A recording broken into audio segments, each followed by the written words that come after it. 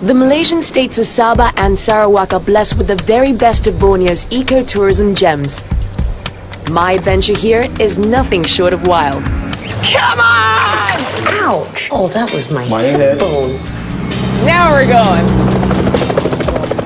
What are the odds? Are there any snakes here? I experienced pristine rainforests.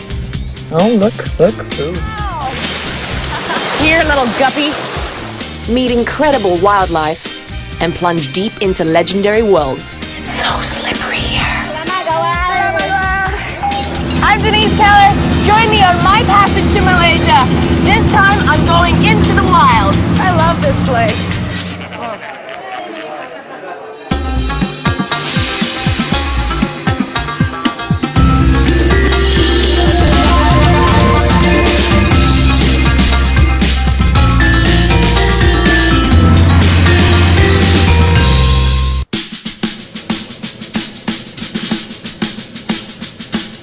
They call Sabah the land below the wind, and some say one of the best ways to view it is from above, and that's exactly what I'm gonna do. Tengku Adlin, hi, how are you? Hi, fine, yes, welcome. Nice to see you. To the land below the Hey, wind. you must be the captain. Yeah. Be safe. My journey kicks off on a high note from Sabah's capital, Kota Kinabalu, with the ultimate guide. State Tourism Chairman Tengku Adlin is a former pilot turned eco-adventurer. He first fell in love with Sabah just like this, from the air. It's beautiful. Oh, it's stunning. Yeah. It's breathtaking. So Tengku, are you originally from Sabah? I was born in Kelantan, northeastern state of Peninsular Malaysia. What is about Sabah that you love so much? The legend, mysticism, jungle, romanticism of Borneo. There are 25,000 islands in the Malay Archipelago, and Borneo is the biggest and the largest island in the world, 750,000 square kilometers. And that's why we always promote Borneo. Even Magellan knows Borneo, Marco Polo knows Borneo. We are the land below the wind, no natural disasters. Wow, look at that! Ah, so beautiful! From Kota Kinabalu, we're headed for the Malayau Basin. In a state full of nature reserves and parks, Malayau is one of Sabah's prized conservation areas. We're going to the Crocker Range, which is a national park, which is about 1,400 square kilometers, more than 2 times the size of Singapore. We are 130 million years old, the rainforest here, you can see. Amazon is only 60 million years old. We are over 70 million years old more. In the evolution of biodiversity of rainforest. Their trees will be just half the height of our trees. These trees are massive! That is Composite Alsacia, known as the Mangaris, one of the tallest rainforest tree in the world. Oh, hornbill! There's a hornbill, yeah, hornbill. There's hornbill there, hornbill on your right. Yeah. Let's go take some. You saw it. Oh, God. I feel like... Okay, we chase the hornbill. There's the hornbill there. Jimmy, get it, Jimmy. Yeah. Oh my God. Yeah, there's hornbill there. Look at all this for a hornbill. Oh, Beautiful. wow. My intestines barely back in place, we begin our descent into the Malayau Basin. The saucer-shaped basin is protected by steep walls rising over 1,500 meters. Called the Lost World, the first scientific expedition into Malayau was not until the 1980s. It was led by none other than Tengku Adlin. And I was so fascinated by it, by the magnificence of the whole thing. We had to go in by the Air Force helicopter, the Nuri. As just we were to go in, we woke up thousands and thousands of flying foxes. The whole sky was covered with flying foxes. It was quite a spectacular introduction to Sabah Lost World, we call it, yeah. We are going to the basin now, following this river here. This is the entrance, huh? How low do we have to go to get into the basin? No, it's up to us. Oh, really? It's up to us. We're going very low, Tengku. We're so close. Yeah. The fall is coming up, the fall is coming up. Where is it? On your left. Oh, there it is. Oh my gosh! That is beautiful! This is the ultimate experience. I've never done anything like this before. The Malayau River up to the fall.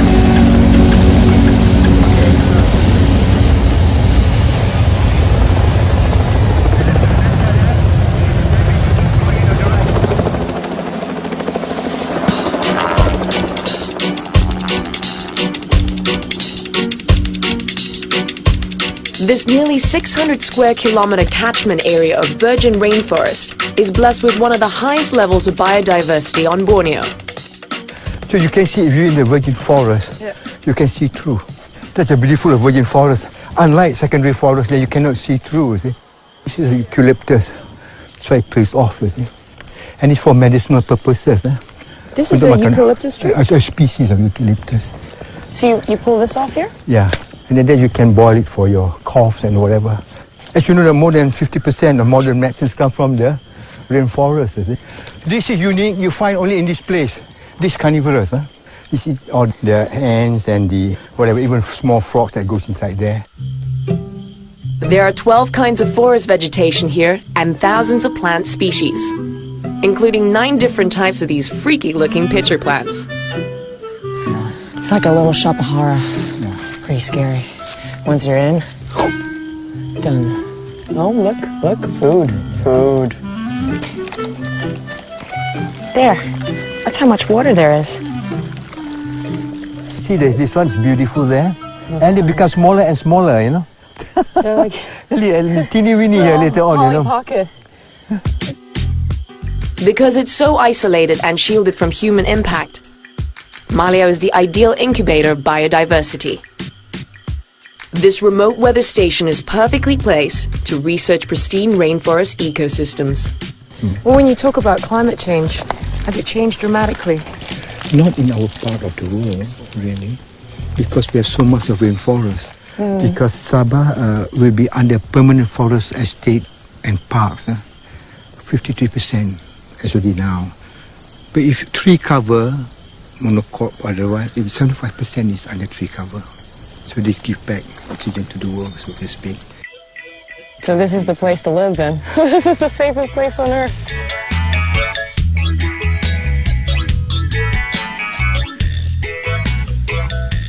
Okay, rest again. Oh, I can go on. I know they keep saying it's like the lost world, but it really is the lost paradise. So I said this, in fact, not for Sabah, it's a gift to the world, really, in terms of conservation of rainforest, research, and of course, ecotourism. Simply because it's one of the last remaining most pristine primal rainforest in a very protected, enclosed ecosystem. And of course, here it symbolizes the heart of Borneo. My first day in Sabah, and I've been taken into the heart of a rainforest millions of years old. I'm starting to discover how special this land is, and I can't wait for what's coming up. The chance to meet some of Borneo's oldest inhabitants. This place is considered gold mine for wildlife. Oh my gosh!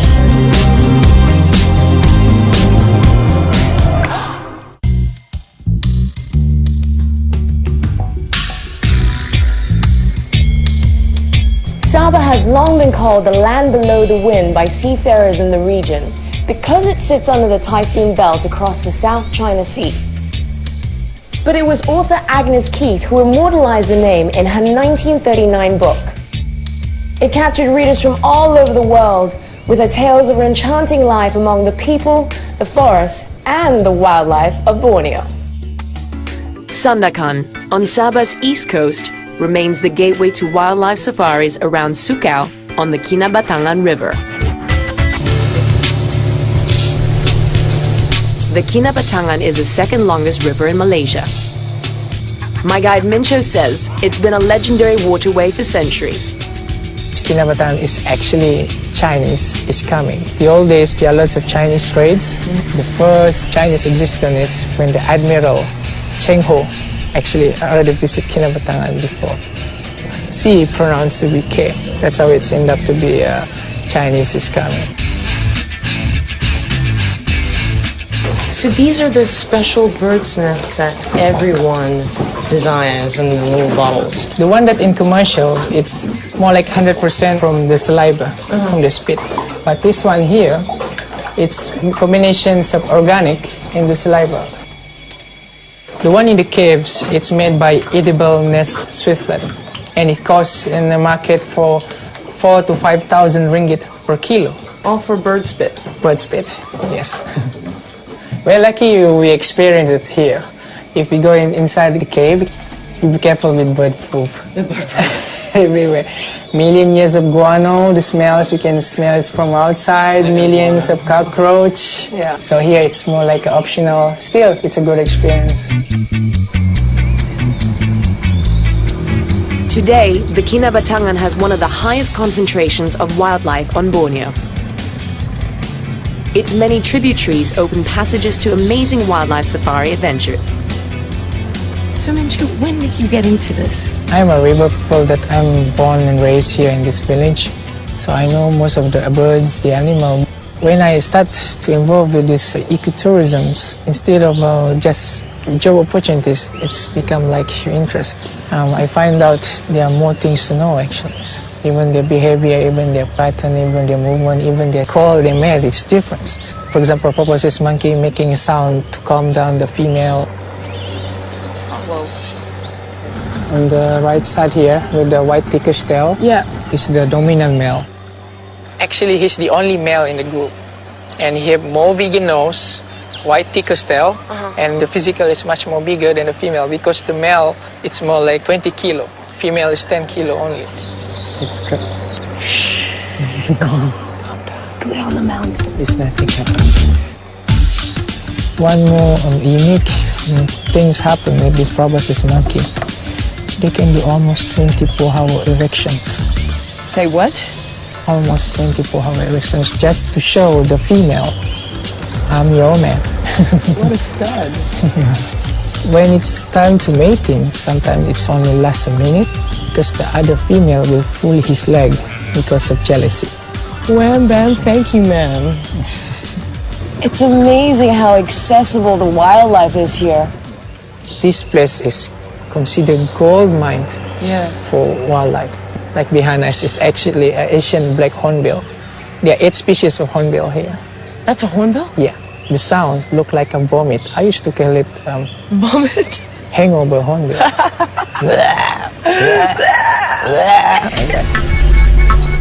As well as an incredible variety of wildlife, the Kinabatangan Plains is a sanctuary for species unique to Borneo. Local guides like Mincho also work on conservation projects designed to monitor and protect animals roaming freely in the area.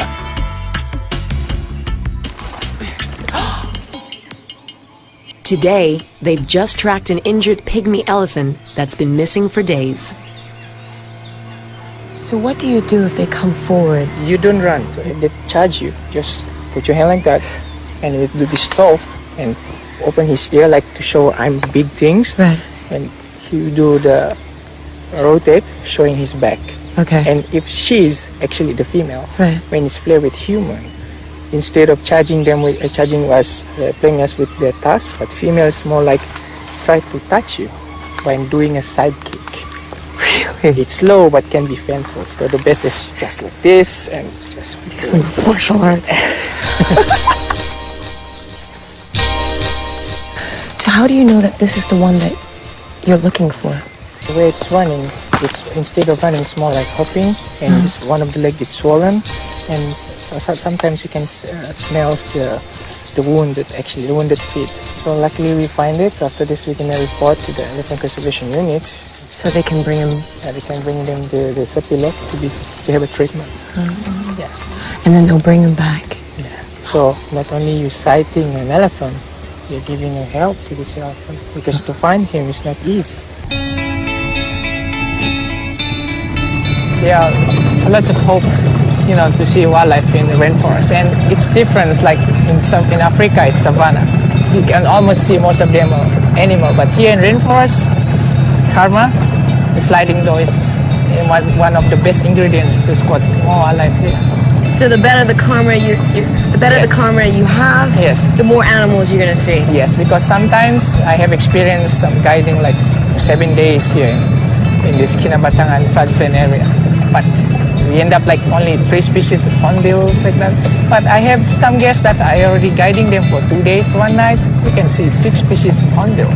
Do you actually tell them that they've got bad karma? No. You keep that to yourself. Yes.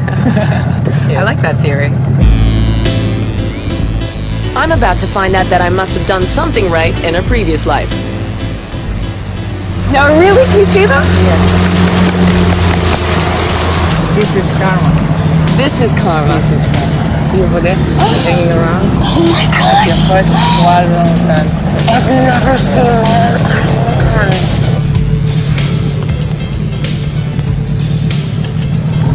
So karma is welcome. I've got good karma, huh? I love this place. Mincho is quick to point out that karma is not the only ingredient for spotting wildlife on the Kinabatangan. One of the important successful or the existence of most of the animal here is the beliefs of the local. We don't hunt or eat a lot of the animals around us. So it's the beliefs to stay in with animals around them. Most of the villages living along the Kinabatangan are the Orang Sungai, which literally means river people. For generations, they've lived peacefully with the local wildlife.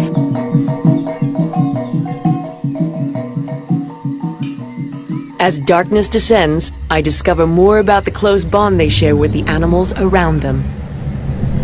Did you see one? Not yet.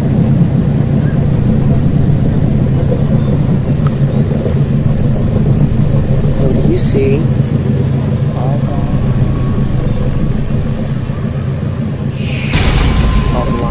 For Mincho, a good night out here involves hanging out with crocodiles. Something he reckons his people can do without any fear. Aduk si bulik-bulik. The story is about there's a bamboo stuck behind this crocodile. So one of the crocodiles come to this woman and asking for her help. This woman, she pulled the bamboo and heal it. The leader of this crocodile asked her, what we give to you in return for your help? She asked the crocodile, you never disturb my generations. But luckily until now, we don't have any cases, especially around Sukau village, people get attacked or killed by crocodile. Luckily, I've made it through this chapter of my Borneo River adventure without ending up as feast for the local wildlife. Coming up, my journey continues on a different river in time for a wild feast with the Iban of Sarawak.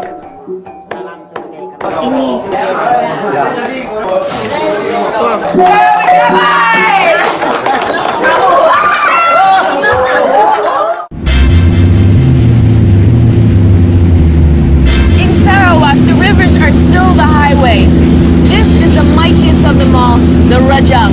It starts in South China Sea and goes all the way into the heart of Borneo, and it's spectacular.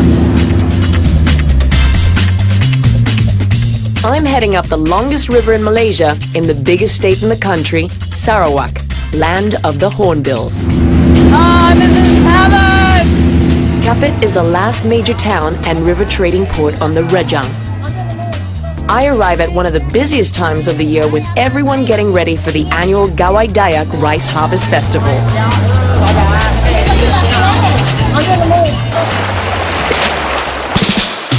The Iban are the largest Dayak group in Sarawak, whose lives revolve around rivers, with traditional longhouses built along their banks. I'm visiting one of the biggest in the area. Here, all 80 families are preparing for the month-long Gawai festivities.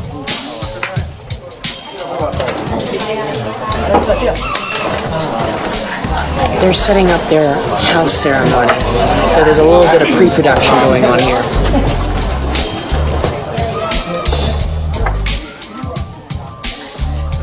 For the Iban, every celebration is marked by elaborate rituals and offerings to usher in a safe passage for the big parties ahead.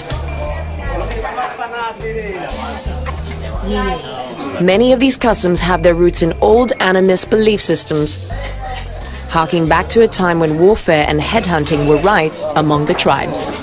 Tuan rumah, ini saya. Ya, ini potong kepala. Ya, And this here is hair? Yeah. Human hair? ya. That's pretty scary there. Can you pull it out? Whoa. But no more, yeah? No more?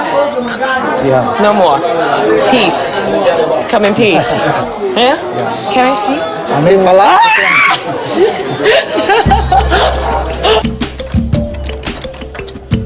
If headhunting was a sign of power among men, traditionally the status of women has always been rated by how well they weave.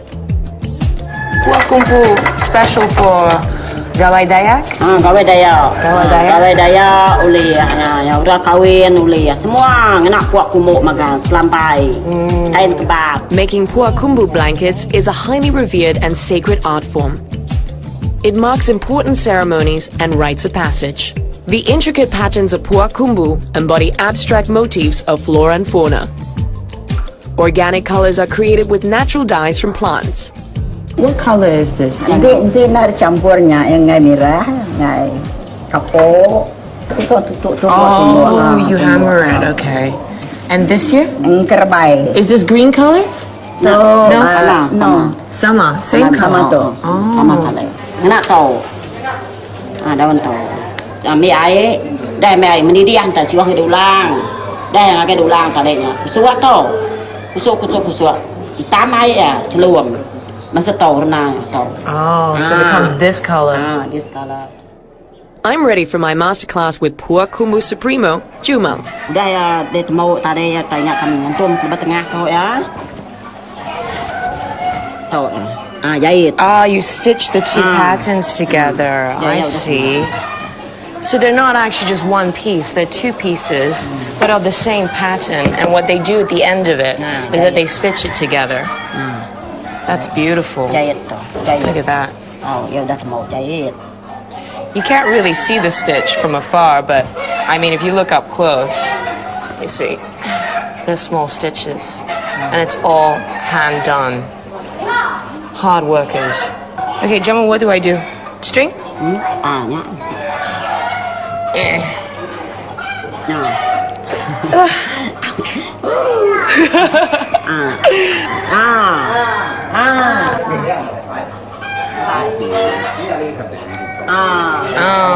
So you do a loop?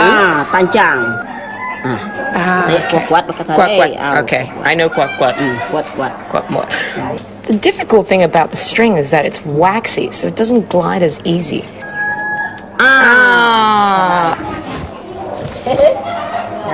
Cantik. As the Longhouse folk get themselves ready for the Gawai Dayak celebrations, I figure I should at least try to make some contribution for tonight's feast. Oh, I forgot the string! Here, little guppy. No fish! No makan! I return empty-handed, but still able to join in the mirroring ritual that blesses the occasion. Cakap iban miri yang asyik pulut. Terima kasih. Abang, kami semua pengawal keluar berdiri. Ya, celap pinap nade ngawak semua kami semua. Malam tu nade kami nade ngawak rumah begagai malam. The revelry kicks off with a traditional Iban dance, the Najat. But of course, no rice harvest festival is complete without the infamous rice wine called tuak. Hidup atua. Panai hidup atua.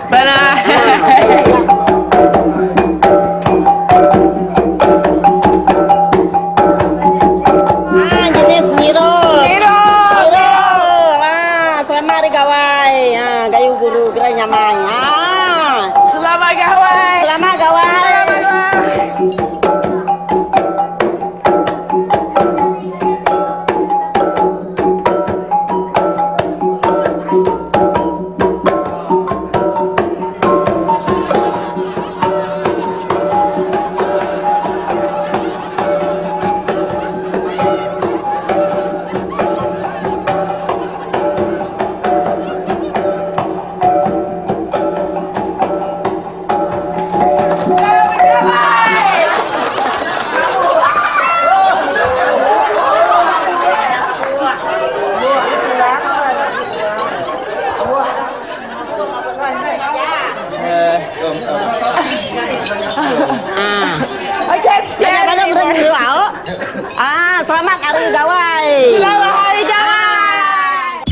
Coming up, a full detox program awaits in Mulu. Come on!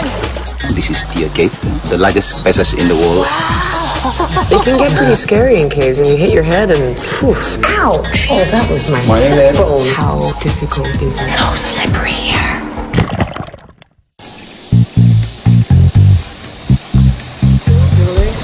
This is the Melanau River. It's the main artery into Mulu. But when the water is low, it is hard work. Very hard work indeed. Come on! But it's still beautiful.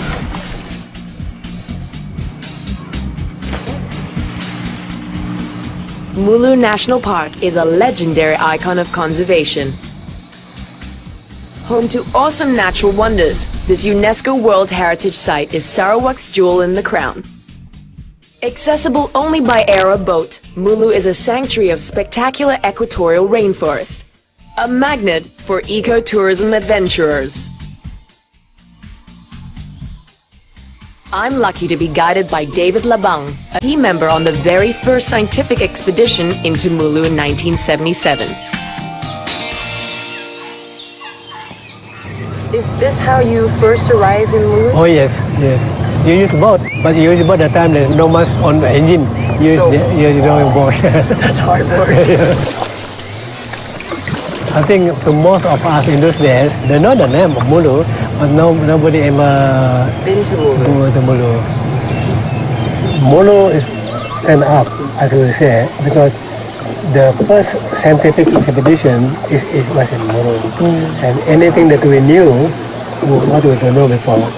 And I like to do something like a new thing in the impossible. We call it hunger for knowledge. Mulu is renowned for its amazing network of caves, first discovered by David's team. So this is Lang's cave? His father and myself both working at the same time during the first expedition. So your father discovered this cave? Yes, in 1977. That must have been exciting. Yeah. Beautiful here. Yeah. It's really amazing. Yeah.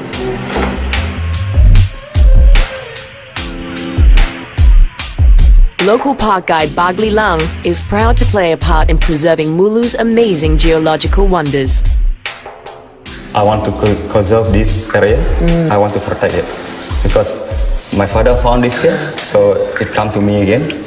Could be my son will be a guide again. That's why we want to protect it for the next generation to come.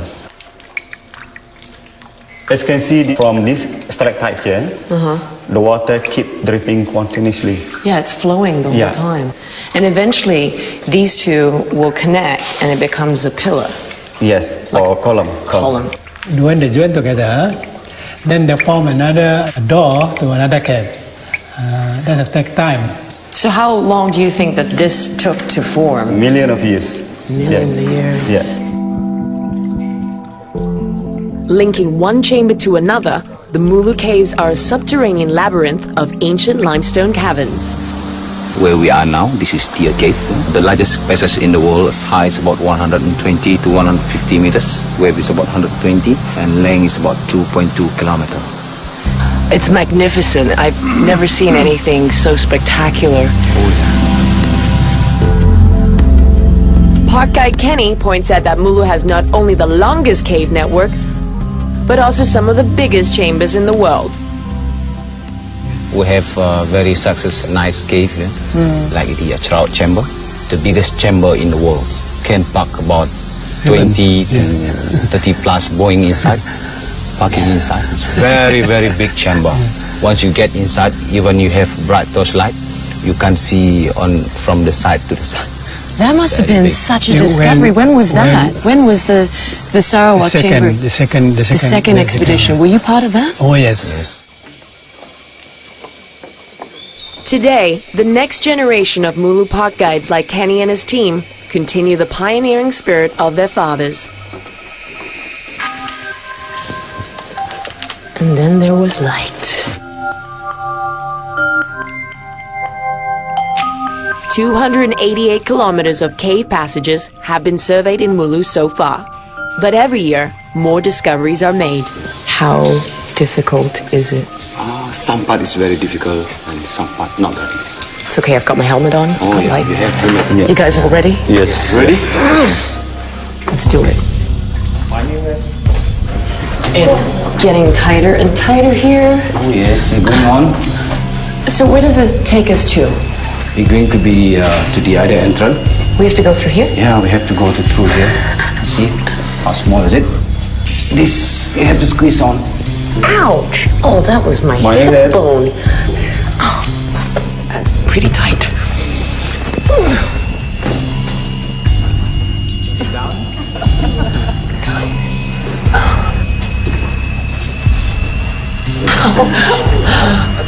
Slow and easy. It can get pretty scary in caves. I mean, you hit your head and phew. If you like broken, you cannot crawling coming out. Yeah.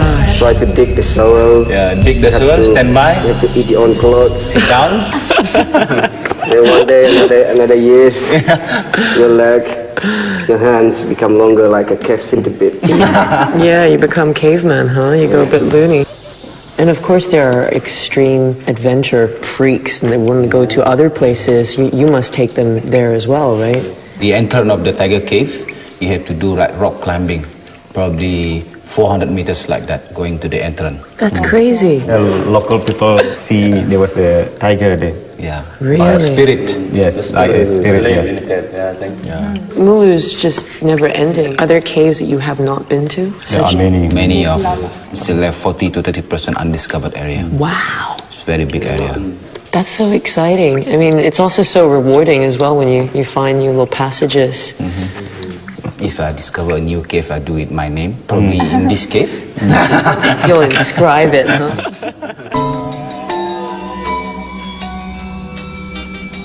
Further up the Melanau River, we enter a small tributary where the water turns translucent green.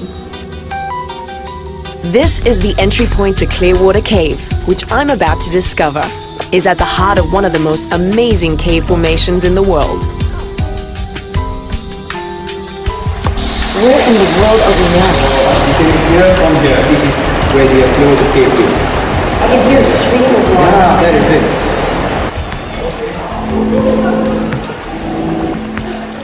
And how far does it run underneath the cave? It's about 177 kilometers. It's a very long ground cave system in Southeast Asia. It's so slippery here.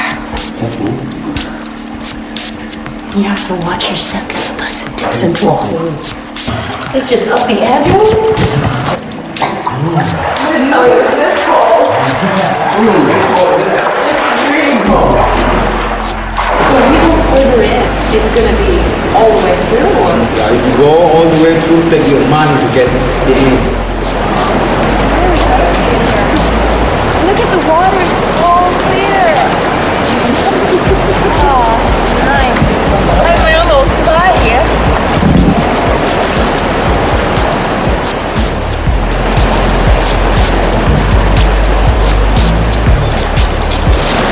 All these incredible caves that I've seen were created by one simple thing: passage of water through rock, just like this.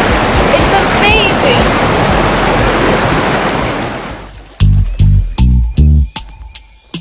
It's not just Mulu's underground world that draws scientists seeking a greater understanding of the Earth's history.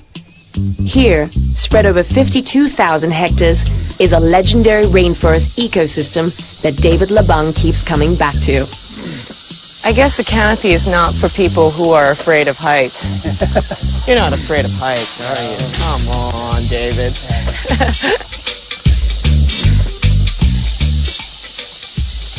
How old are these trees, David? I think there are thousands of years. Thousands of years. Some of the plants live on the tree.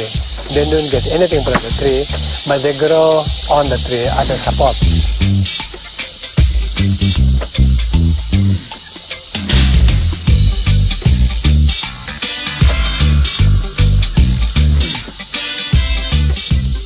I can see everything. It's just spectacular. This is the best view. This one,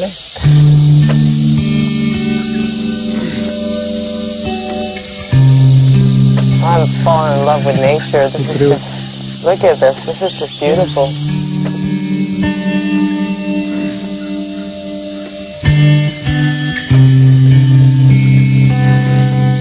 Somebody think if they love nature, they come to Mulu. Yeah, this is therapy. This is a magical place. Yes. I can see why you wanted to come here. Yeah, exactly. And you don't stop coming here. No. It's always the first time for you, isn't it? True. The nocturnal realm ushers in one of the most spectacular attractions of Mulu. Oh, look at that. That's beautiful. Wow! Those are the swifters. Yeah, they're going in, they're going up. And this happens every time at dusk. Oh yes, during good air, yes, coming. So the bats fly out, swiftlets come in. Yeah. This is the bat-swiftlet highway. So I can see why people keep coming back here. Oh, yeah. It's one special place. I think that might be the last group because the sun's about to set.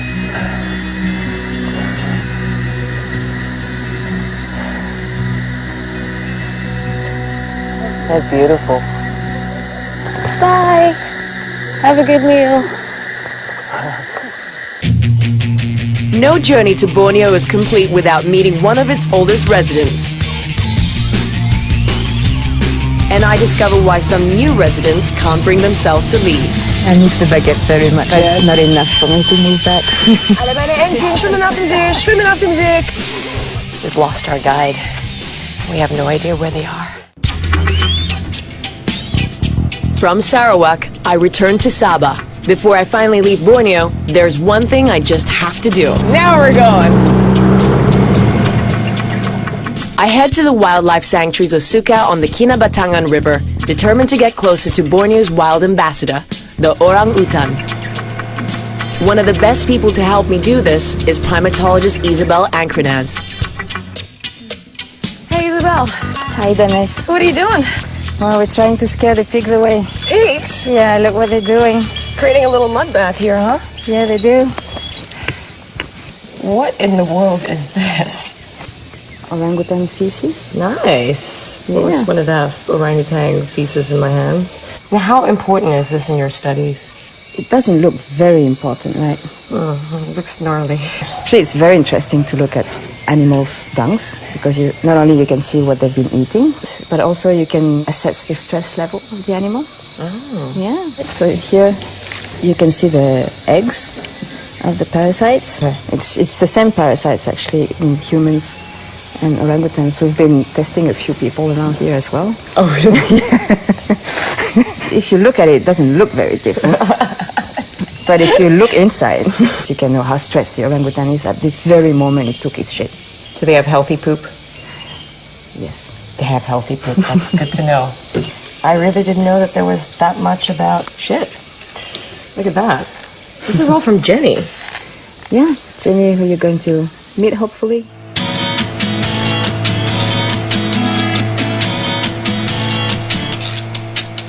So do you think we're gonna have any luck today? Well, I hope so. It's very hard to say with orangutans. They're very elusive, and they really let you see them when they want to, when they're in the mood to be seen. So we're lucky if we just get one, right? Yes. The forest of Suka provided the perfect place for Isabel to work on a conservation and ecotourism project called Red Ape Encounters.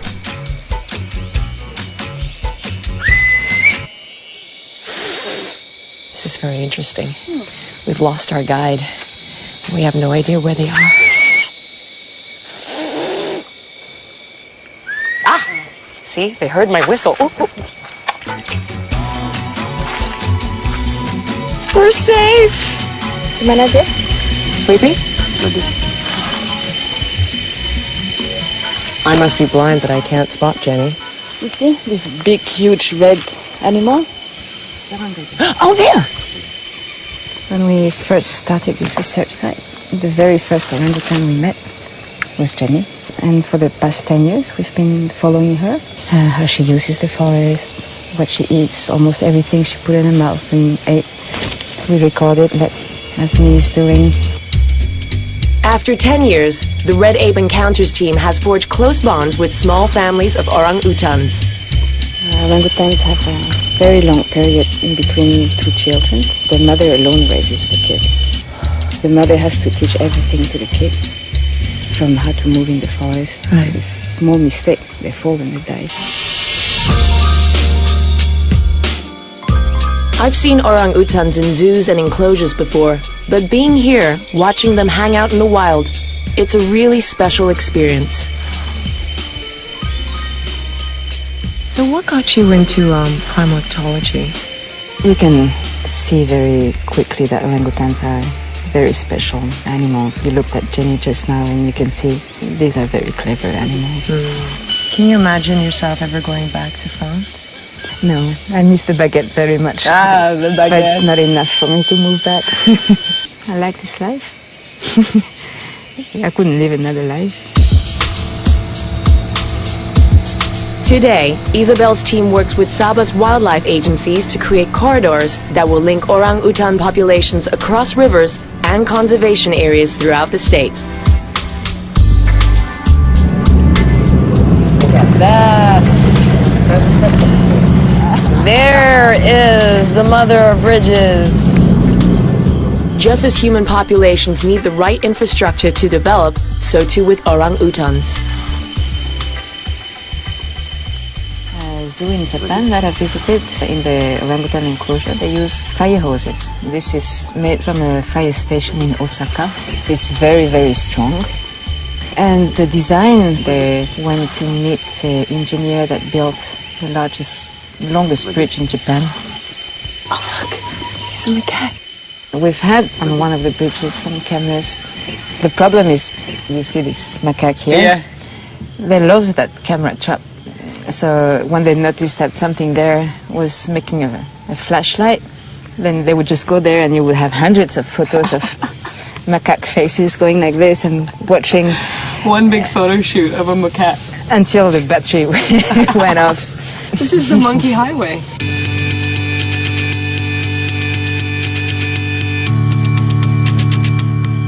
One of the most interesting applications of Sabah's many conservation projects is creating sustainable sanctuaries for orang-utans beyond primary forests. In Sukau, locals invite visitors to help cultivate new habitats. Stand back, Isabel. Stand back. Oh, sorry. Yeah, all the guests will plant their own tree or trees, and it's taken care of by these ladies, so it's in good hands. Years later, visitors can come back here in Sukau and see it all grown up, and hopefully with fruits. And I can come back and see my tree? Exactly. Grow tree. Monet? You can see? See? Alle meine Entchen schwimmen auf dem See, Köpfchen in das Wasser, Schwänzchen in die Höhe. I just sang a German duck song for you. I'm glad my journey brought me back here, and I understand now why for so many it's so hard to leave this special place.